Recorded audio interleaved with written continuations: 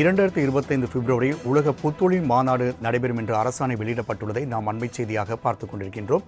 மேலும் கூடுதல் விவரம் செய்த நந்தினி வழங்க கேட்கலாம். நந்தினி, இந்த உலக புத்தொழில் மாநாடு குறித்தான கூடுதல் விவரங்களை பதிவு செய்யலாம்.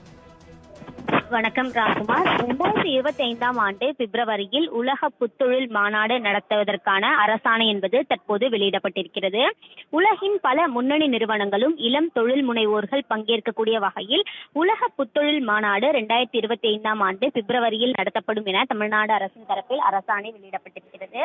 பிப்ரவரி 21, 22 ஆகிய தேதிகளில் நன்னம்பாக்கத்தில் நடைபெற உள்ள உலக புத்தொழில் மாநாட்டிற்கு ரூபாய் 15 கோடி நிதி ஒதுக்கீடு செய்து தமிழ்நாடு அரசு அரசாணை வெளியிட்டிருக்கிறது.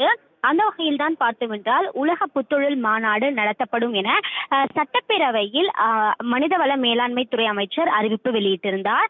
அந்த அறிவிப்பை செயல்படுத்தக்கூடிய வகையில் தான் அதற்கான நிதி ஒதுக்கீடு செய்யப்பட்டிருக்கிறது. அந்த வகையில் பிப்ரவரி 21, 22ஆம் தேதிகளில் நன்னம்பாக்கத்தில் நடைபெற இருக்கக்கூடிய உலக புத்தொழில் மாநாட்டிற்கு 15 கோடி நிதி ஒதுக்கீடு செய்து தமிழ்நாடு அரசு உத்தரவு பிறப்பித்துள்ளது குறிப்பிடத்தக்கது.